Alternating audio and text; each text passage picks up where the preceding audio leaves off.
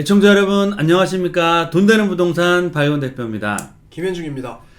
네, 2025년도 신년이 시작되었습니다. 우리 애청자님들 올 한 해 정말 건강 잘 챙기시고요. 하시는 일 잘 되시길 진심으로 기원 드리겠습니다. 아시는 것처럼 최근에 이제 정치적인 불확실성도 굉장히 큰 상황이고요. 또 경제 위기, 안 좋았던 일도 생겼는데요. 이런 일들도 다 지나갈 거다라고 생각을 좀 편하게 하시면 좋을 것 같고요. 우리나라 같은 경우는 저력이 있는 나라입니다. 그래서 이런 어려운 점들을 다 극복을 하고 굉장히 또 좋은 또 시절이 오지 않을까라고 말씀을 드리고요.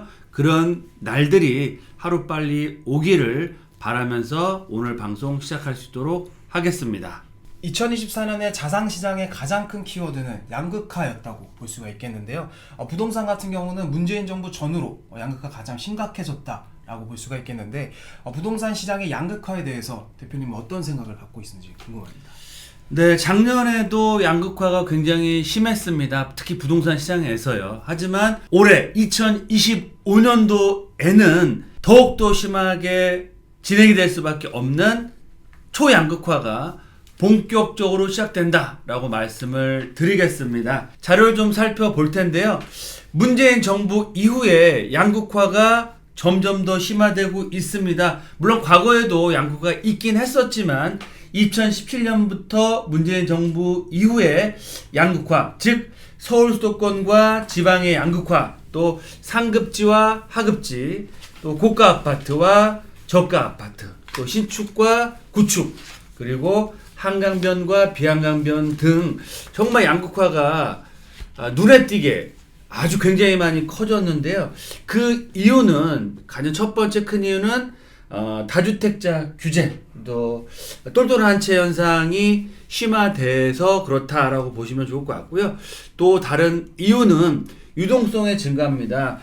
문재인 정부 들어서 재정을 굉장히 많이 풀었고요. 쉽게 얘기해서 돈을 많이 풀었고, 특히 코로나 위기가 터짐에 따라서 무려 문재인 정부 기간 동안 150조가 넘는 추경을 편성을 해서 150조 넘는 돈을 시중에 뿌렸다라고 볼 수 있겠습니다. 물론 특수한 상황이 있었기 때문에 극복하기 위해서 그런 경향도 있었지만 여튼 유동성이 대폭적으로 시장에 풀림에 따라서 이런 부의 쏠림화, 부동산 시장으로 돈이 몰려들므로 해서 부동산 가격 급등과 함께 양극화가 더욱더 심해졌다라고 말씀을 드릴 수 있겠습니다.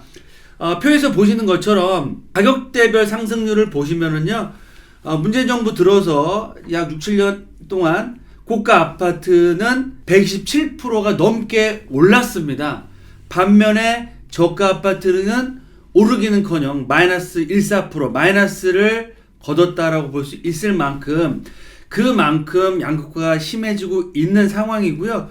아파트 중위 가격 서울에서 가격 보시면 7억 6천에 하던 아파트 가격이 12억 8천만 원까지 올라온 상황입니다. 거의 2배 가까이 올랐죠. 그만큼 아파트 가격의 상승이 굉장히 컸다라고 보시면 좋을 것 같고요. 특히 양극화를 볼 수 있는 아파트 5분위 배율을 보시면 2017년도 즉 문재인 정부 시작할 때는 고가의 아파트를 팔면 저가의 아파트를 한 5채 정도 살 수 있었는데 지금 올해 말 같은 경우에 기준을 보면 무려 11채를 살 수 있다. 그만큼 편차 자체가, 양극화 자체가 2배 이상 차이가 날 정도로 양극화가 극심하게 벌어졌다라고 보시면 좋겠습니다. 네, 이제 부동산 시장의 가장 큰 화두 중에 하나가 또 다주택자 규제라고 할 수가 있겠는데요. 양극화와는 어떤 연관성이 있을지 관련해서 좀 설명 좀 부탁드리겠습니다. 네, 말씀드린 것처럼 양극화에서 이제부터 본격적인 초양극화가 시작된다라고 말씀을 드렸죠. 다주택자 규제가 강화될 가능성이 굉장히 커지고 있습니다. 물론 뭐 정치적인 상황은 어떻게 될지 아직까지 확실치는 않지만 올해 만약 민주당으로 정권 교체가 될 가능성이 커지고 있는 상황이기 때문에 만약 정권 교체가 된다고 했을 때는 다주택자에 대한 규제는 더욱더 강화될 거라고 예상을 해볼 수 있겠고요. 취득, 보유, 양도세가 중과됨에 따라 주택을 많이 갖고 계신 분들의 그런 고충이 더더욱 커질 수밖에 없는 상황이다라고 말씀을 드리겠습니다. 네, 또한 지역적인 양극화가 점점 더 심해지고 있습니다. 서울과 수도권과 지방 간의 양극화가 점점 더 심해지고 있고요. 그에 따라서 투자 수익률 차이가 무려 10배까지도 벌어지고 있는 상황이다.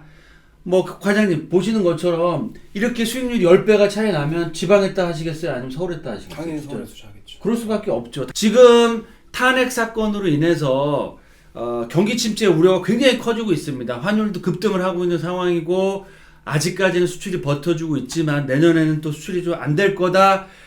내수 경기는 더욱더 안 좋아질 거라는 얘기들이 많이 나오고 있습니다. 그래서 경기 침체에 대한 걱정, 우려감이 커지고 있고요. 앞으로는 여당이든 야당이든 유동성을 공급해서 시장을 살리겠다는 얘기들이 계속해서 나오고 있습니다. 따라서 올해부터는 앞으로 어마어마한 유동성이 다시 풀릴 거다. 그만큼 문재인 정부의 시즌2가 시작된다. 돈이 시장에 많이 풀리면 돈이 어디로 갈까요? 부동산으로 제일 보이지 않을까 생각합니다. 그렇죠. 돈이 풀리면 산업자본이나 급여라든 여러 가지의 투자가 되고 돈이 돌겠지만 결론은 또 부동산으로 이 돈들이 넘어올 수밖에 없는 상황이다. 그만큼 유동성 증가와 함께 주택가격 상승은 동일시 된다. 거기에 따른 화폐 가치는 급락을 할 수밖에 없습니다. 지금 아시는 것처럼 미국 증시가 굉장히 강한데요. 그래서 미국을 제외한 모든 국가들, 특히 신흥 국가들, 우리나라나 동남아시아나 남미나 중국 포함해서 모든 나라들의 그런 환율이 약세를 보이고 있습니다. 그리고 이런 환율 약세와 경기 침체, 무역 전쟁에 준비를 하기 위해서 거의 모든 나라가 재정 확대, 즉 돈을 푸는 정책들을 추진하고 있기 때문에 앞으로도 지금까지도 그렇지만 앞으로도 화폐의 증가, 거기에 따른 인플레이션, 화폐 가치의 돈의 가치의 하락은 불보듯 뻔하다라고 볼 수 있겠고요. 거기에 따른 그래프를 좀 보시면 말씀드린 것처럼 지역별 상승률이 무려 10배가 차이 납니다. 서울 소재 아파트가 50% 넘게 올랐다고 하면 지방에 있는 아파트는 4.7%, 5%, 9평 기준으로 3, 4평 기준으로 정말 거의 10배 이상 차이 나지 않습니까? 그러면 누가 지방의 아파트에 투자를 할까요?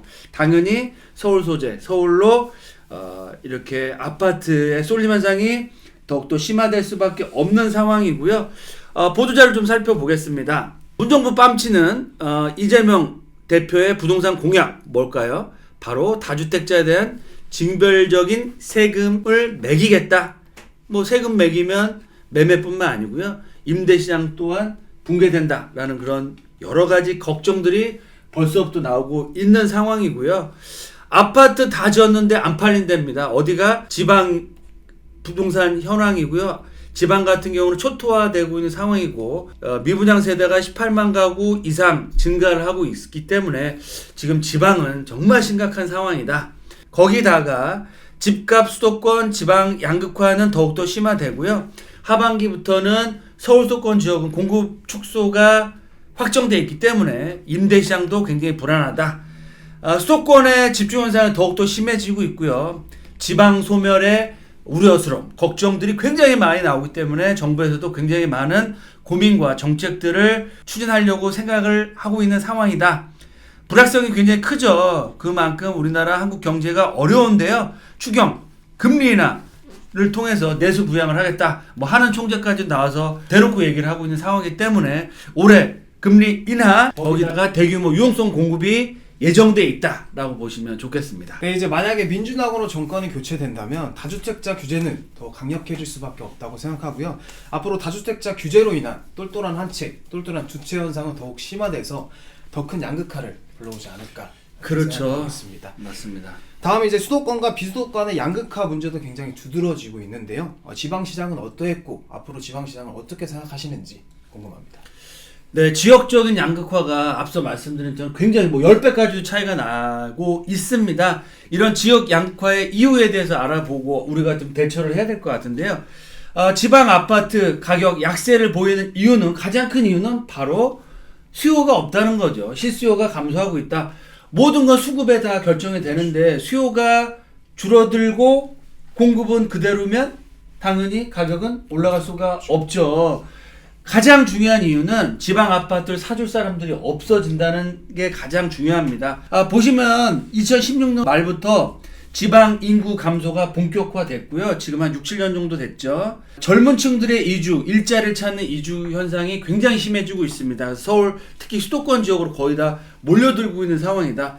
당연히 지방의 수요가 줄어들고요. 서울과 수도권의 수요가 늘어나기 때문에 지방의 아파트 값은 떨어지고 서울과 수도권 아파트 값은 올라갈 수밖에 없는 상황이고요. 거기다가 다주택 규제를 또 심하게 합니다. 그러면 지방의 특히 다주택자들 같은 경우는 더욱더 힘들어지고 있는 상황이기 때문에 더더욱 실거주뿐만 아니고 투자를 하기 위한 다주택 수요도 줄어들 수밖에 없는 상황이다. 자료를 또 보시면 2016년도부터 2024년 11월까지 지방의 인구가 무려 100만 명 가까이 92만 명이 줄었습니다. 엄청나게 줄었죠.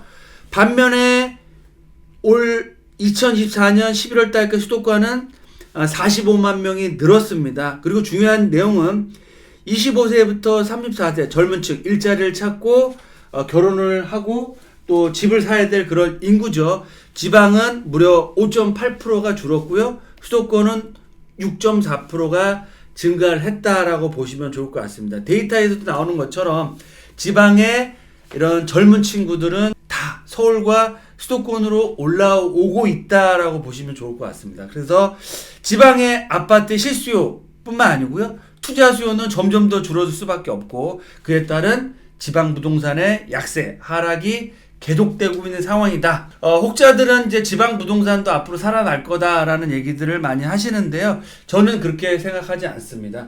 이런 추세 자체가 일시적인 현상이 아니고요. 추세적인 현상이다. 일자리와 젊은 층, 즉 지방 아파트, 지방 집을 사줄 수 있는 수요 자체가 점점 더 줄어들 수밖에 없기 때문에 앞으로 이 지방, 지역 양극화를 극복하기는 더더욱 어려워지는 상황이고요. 특히 민주당이 만약 집권을 한다고 했을 때는 이런 지역별 양극화 현상은 더욱더 심화될 수밖에 없는 상황이다라고 생각이 되고 있습니다. 요즘 뭐 강남 안에서도 뭐 테헤란로를 두고 테남 태북, 뭐 양재천을 두고 양남 양북으로 나눠질 만큼 계층의 양극화가 조금 심각하게 좀 이루어지고 있는 것 같은데요. 근데 왜 지방의 양극화 이렇게 일어났을까 좀 간단하게 좀 생각을 해보면 서울은 반등한 게 분명히 보였잖아요. 2024년에. 네, 그렇죠. 근데 그에 반해서 지방은 그러지 못했고 그래서 이제 지방을 팔고 서울로 올라가는 수요는 많은데 지방은 팔리지가 않았습니다. 그렇죠. 네, 그래서 이제 그러다 보니까 이제 양극화가 심해지지 않았나 이렇게 정리해 보면 좋을 것 같습니다. 네, 맞습니다. 지방에서 서울 수도권으로 올라오고 이제 다주택자를 규제함과 동시에 지방 경기가 워낙 안 좋다 보니까 그렇죠. 서울 수도권에 계신 분들이 이제 지방에 내려가서 투자를 할 이유가 없어지는 그렇죠. 거예요. 그렇기 때문에 이제 더더욱 지방시장은 어려워지고 있는 상황이고요. 특히 지방 같은 경우는 문재인 정부 시절에 이제 갭 투자를 소액으로 하신 분들이 굉장히 많습니다. 그런 분들이 거의 대부분 80, 90%가 묶여있기 때문에 뭐 80, 90%도 팔릴 수가 없는 상황이기 때문에 지방시장이 살아나기는 정말 상당히 어려워 보인다라고 말씀을 드리겠습니다. 김관장님, 저희가 그럼 양극화에 대해서 알아보고 있잖아요. 그러면 구체적으로 종목의 양극화도 굉장히 심해진다고 하는데 좀 설명을 좀 해주시죠. 네, 종목별로 어떤 양극화를 보여주고 있는지 좀 간단하게 좀 설명드리려고 하는데요. 청약시장도 극심한 양극화를 진행 중이다. 그렇겠죠. 라고 말씀드릴 수가 있겠고요. 뭐 근본적인 원인은 분양가 상한제가 있겠지만 올해 강남 3구 청약시장은 완판 행진이었습니다. 네. 뭐 메이플자이나, 레미안 원펜타스, 청남리엘 등의 뭐 100% 계약률을 기록했었고요. 하지만 외곽 지역들은 굉장히 상대적이었습니다. 외곽 지역 같은 경우는 뭐 가운데 역세권에 서울원 아이파크가 15대 1이라는 높은 청약 경쟁률을 기록함에도 불구하고 상당수가 미계약으로 무순위 청약을 진행될 예정이고요. 왜 그런 거죠? 사실 가격이죠. 고분양가 논란이 좀 있었고요. 금액도 지금 가운데 역세권인데도 불구하고 14억 정도 국평 기준으로 좀 기록하다 보니까 분양자분들께서는 청약을 진행했지만 막상 계약을 하려고 하니 금액이 좀 비싸다고 느껴진다라고 조금 보시는 것 같습니다. 거기다가 최근에 이제 이런 불확실성도 굉장히 그렇죠. 커지고 집값이 떨어지지 않을까라는 불안감도 여러 가지 여러 복합적으로 반응이 조금, 됐겠죠? 예, 맞습니다. 계속해서 이제 홍은동의 서대문 센트럴 아이파크 같은 경우도요. 13대 1의 높은 경쟁률을 기록했음에도 불구하고 100가구에 가까운 무순위 청약을 진행했습니다. 많이 남았네요. 예, 맞습니다. 전체적으로 입지가 조금 떨어졌던 지역들의 청약 시장은 굉장히 불안정했다라고 정리드릴 수가 있겠고요. 그러니까 앞으로 이제 2025년의 서울 청약시정도 대부분 최상급지에 서초, 강남 3구에 위치해 있기 때문에 2025년도의 청약시장도 양극화가 극심해질 것 같다라고 보여지고 있습니다. 강남 3구 중심으로는 뭐 100% 분양 계약이 완료가 되고 있잖아요. 그렇죠. 그 이유가 뭘까요? 사실 가장 근본적인 이유는 분양가 상한제라고 할 수가 있겠죠. 그렇죠. 분양가 상한제로 인해서 당첨과 동시에 그렇죠. 로또 청약. 로또 금액이 청약? 싸니까 안전마진이 거의 7, 8억 이상 되다 보니까 말 그대로 선당 후곰이라고 하죠. 그냥 묻지도 않고 따지지 말고 청약하셔라. 강남 3구는 이렇게 정리드리고 싶습니다. 그렇다면 이제 최상급지에 청약을 하면 되는 거 아닌가라고 그렇죠. 조금 생각을 하실 수가 있겠는데 당첨되면 돈이니까 뭐 그렇죠. 5, 6, 7억 그냥 버니까 그렇죠. 당연히 강남권역에 청약 할 수만 있다면 해야겠죠? 그렇죠. 근데 최상급지의 청약은 그들만의 리그다. 아, 왜 그런 거예요? 왜 그렇게 말씀드리냐면 소액으로 불가능하다. DH 방배 기준으로 좀 말씀드리면 분양가가 한 22억에서 23억 정도 했습니다. 구평 기준으로. 네. 근데 또 최상급지다 보니까 계약금이 무려 20%였어요. 10%도 아니고 네. 통상적으로는 거의 10%인데 10%인데 지방은 5%인 데도 있고요. 네. 뭐 1,000만 원 계약금 정해진 데도 네. 많은데 강남은 콧대가 높다 보니까 계약금만 20%였다. 20%. 계약금만 4억이 좀 필요했고요. 그리고 서초구 같은 경우는 규제 지역이다 보니까 계약금 신용대출도 좀 제한적이었던 조금 많은 그런 점이 있었고요. 거기에 또 전매 제한도 걸려 있다 보니까 구체적으로 소액 투자는 좀 불가능한데 거기에 또 실거주 의무가 없지만 갭 투자 같은 경우는 10억 정도의 금액이 필요한다. 서초 같은 경우는 전세가가 13억 정도라고 보시면 되는데 13억. 아까 분양가 23억 정도라고 10억 말씀드렸으니까 정도 차이가 나네요. 그렇죠. 어쨌든 현금이 10억이 필요하다. 결론은 서민층은 최상급지의 청약은 어렵다. 그들만의 리그다라고 조금 말씀드릴 수가 있겠습니다. 그러면 강남권에 청약을 할 때는 이런 조건이라든지 특히 이제 자금 마련에 대해서 생각을 하고 청약을 해야겠네요. 그렇죠. 결국 자금 스케줄을 첫 번째로 확인하신 게 첫 번째겠고요. 그 외 지역들, 외곽 지역들을 노리시는 분들께서는 가격 분석을 좀 철저하게 하셔서 옥석 가리기를 하셔야 된다라고 좀 정리해드리고 싶습니다. 그러면 말씀하신 것처럼 강남권역은 뭐 기본 10억 이상의 현금이 준비돼야 가능한 거고. 그렇죠. 그러면 우리는 어떻게 이런 청약 시장에 참여를 해야 될까요? 최상급지 지역들은 말씀드린 것처럼 너무 큰 금액이 드니까 외곽 지역들 중에서 가격 분석을 철저하게 하시고 요즘은 성당 후보음이라는 얘기는 이제 옛말이라고 생각합니다. 외곽 지역들은 정말 주변의 시세를 정말 명확하고 철저하게 분석을 하셔서 청약을 하셔야 된다라고 정리드리고 싶습니다. 그냥 묻지마 청약은 금물이고 비눈물 이제 난다. 그렇죠. 일단은 자금도 잘 체크를 하셔야 되고 네. 당첨도 중요하지만 그리고 주변 시세보다 분양 경쟁력 있는지 그렇죠. 안전마진이 있는지 또 입주할 때쯤 또 프리미엄을 받고 가치가 있는지를 잘 꼼꼼하게 검토를 하고 해야 된다라는 그렇죠. 말씀이겠죠? 네, 맞습니다. 네, 알겠습니다. 그러면 청약 시장에도 양극화가 굉장히 심해지고 있는 상황이고 아파트 시장은 어떤가요? 네, 다음에 이제 기존 아파트 시장에 대해서도 조금 말씀드리면요. 네. 내년에 또 대출 관련 큰 이슈가 있죠. DSR 어떤 게 3단계가 그렇죠. 7월에 시행될 예정입니다. 연봉 1억 차주 기준으로 대출 한도가 무려 1억 가까이 좀 줄어든다고 합니다. 네. 엄청 큰 금액이죠. 그렇죠. 서민들 입장에서 사실 2, 3천만 원도 내지만 할 때 엄청난 큰 금액인데 그렇죠. 신용대출까지도 활용해서 투자하는 그렇죠. 경우도 있는데 1억 차주 기준으로 1억이니까 대충 5천만 원 정도의 연봉을 가진 분 같은 경우는 4, 5천만 원 정도가 줄어든다 라고 좀 엄청난 대출 규제다라고 보시면 좋을 것 같습니다. 그래서 실거주 갈아타기를 생각하시는 분들은 과감하게 상반기 안에 결정해 보시는 게 좋은 선택이 되지 않을까. 대출 나오기 전에 그렇죠. 대출 그러니까 DSR 3단계가 실행되기 전에 그렇죠. 그리고 또 한 가지는 지금 워낙 전국이 불안하다 보니까 아파트 값이 떨어질 거다라는 생각들을 많이 하시는 분도 계시는 것 같습니다. 그러면 매물을 던지시는 분들 상급지 같은 경우는 그런 매물들을 찾기 어려운데 이렇게 안 좋을 때 좀 시세보다 낮게 던지는 금매를 매수하셔서 갈아타기 하는 것도 좋은 방법이다 라고 생각도 들고 있습니다.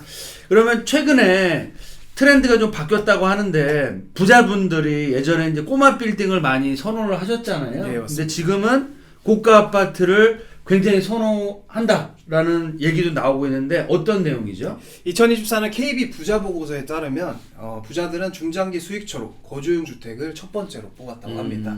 굉장히 의미하는 바가 굉장히 크다고 볼 수가 있겠는데요. 어떤 의미죠? 최근에 부자들의 부동산 자산을 좀 살펴보면 이제 내수 부진으로 인한 꼬마 빌딩 공실 리스크가 굉장히 커지고 있습니다.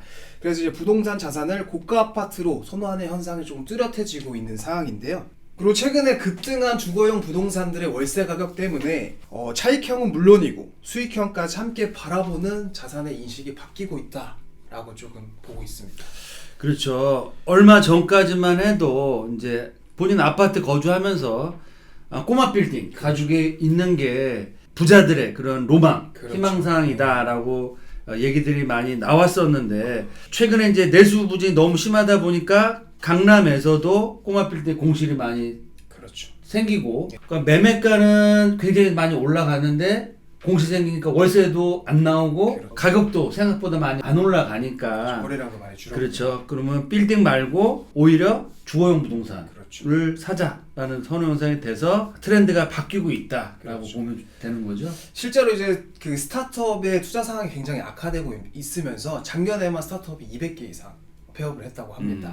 그렇게 되면서 그만큼 통임대 수요가 굉장히 줄어들 수밖에 없겠죠. 그렇게 되면서 이제 빌딩의 거래량, 거래 금액도 자연스럽게 굉장히 많이 줄었고요. 결국 부자들의 인식 변화가 또 한 번의 초양극화를 불러오지 않을까 바라보고 있습니다. 그렇겠네요. 그러니까 어줍지 않은 조그만 꼬마 빌딩 살 바에는 그렇죠. 정말 제대로 된 그런 초고가 아파트에 내가 실거주를 하든 투자를 하겠다라는 그런 변화가 일어나고 있다. 예, 그런 것 때문에 종목에서도 아파트의 쏠림 현상 양극화가 점점 더 커지고 있다. 이렇게 보면 되는 거죠. 예, 맞습니다. 그러면 종목의 양극화 중에서 우리들이 가장 궁금해하고 관심이 많은 재건축과 재개발 시장은 어떻게 되고 있나요? 예, 맞습니다.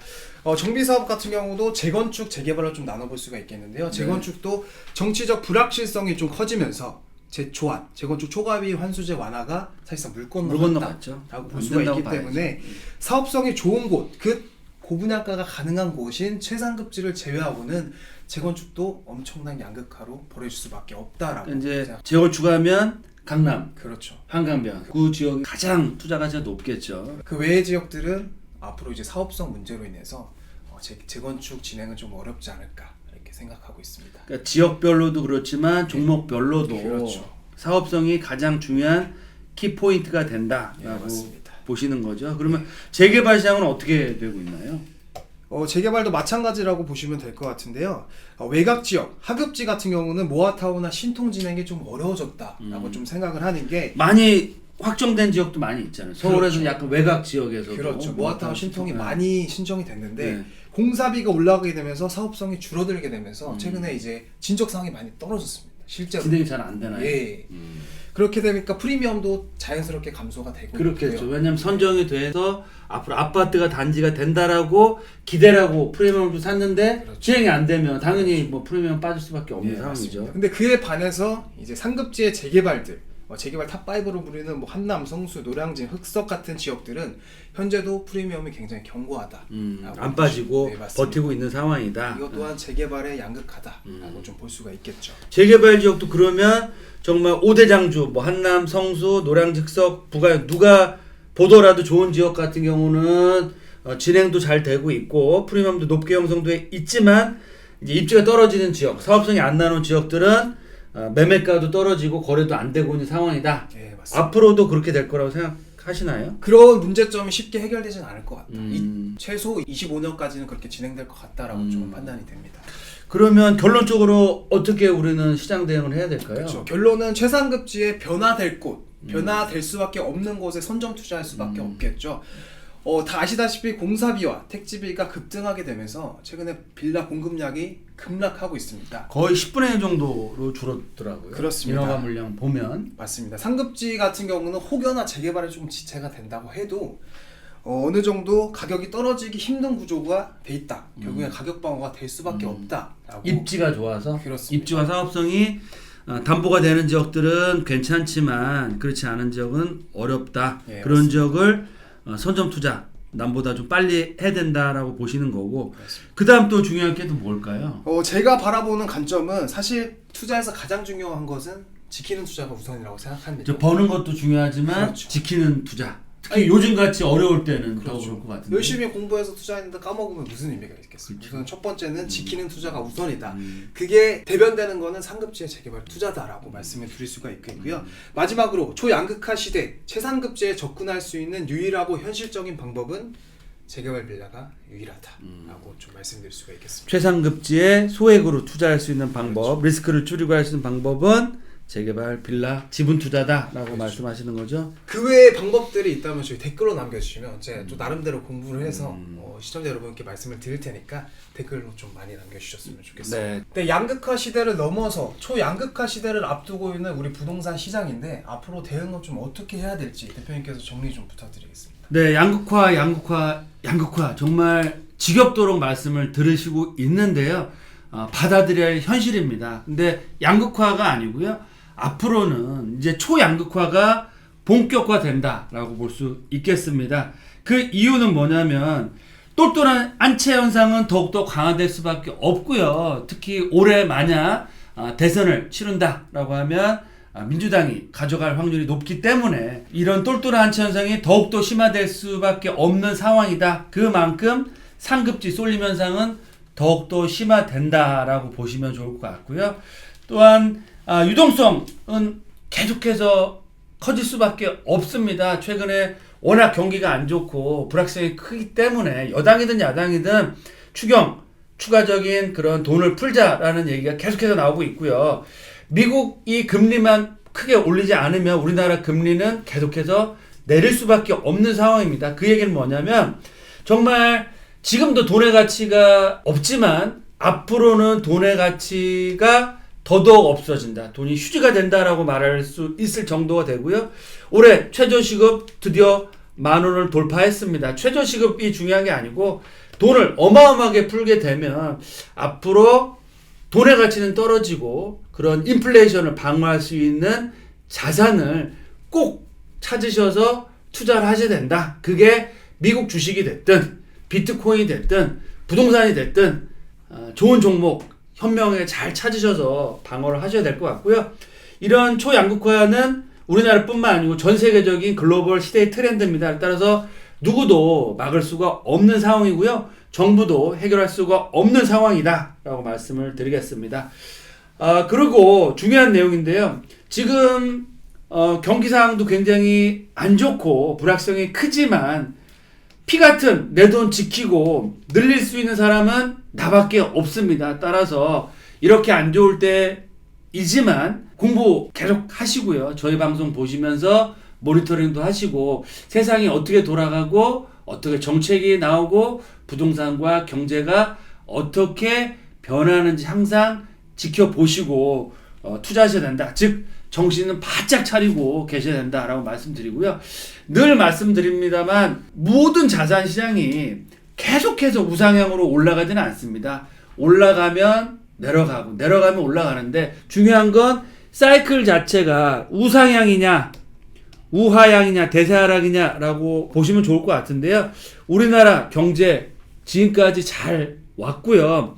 앞으로도 위기는 있지만 잘 현명하게 극복을 해서 선진국으로 갈 수 있는 그런 국가, 나라, 경제라고 전 믿고 있습니다. 그래서 너무 부정적으로 생각하지 마시고요. 긍정적인 마인드를 가지시고 시장 대응을 하셔라 라고 말씀을 드리겠고요. 각자의 상황이 다 틀립니다. 무주택자, 나이가 30대이신 분들, 신혼부부, 1주택자, 다주택자 굉장히 많은 상황들인데요. 각자의 상황에 맞춰서 그런 준비를 하시고 실행을 하셔야 된다라고 말씀드리겠는데 무주택자분들은 이렇게 혼란스럽고 안 좋을 때가 정말 좋은 지역에 청약 당첨될 수 있는 기회입니다. 그래서 최근에 정책자금이 계속해서 나오고 있는데요. 청약도는 정책자금을 활용해서 내 집 마련할 수 있는 좋은 기회가 될 수 있다라고 말씀드리겠고요. 1주택자분들은 상급지 갈아타기 정말 지금도 상급지와 중급지, 하급지의 격차가 굉장히 많이 커져서 갈수록 어려워지고 있는데요.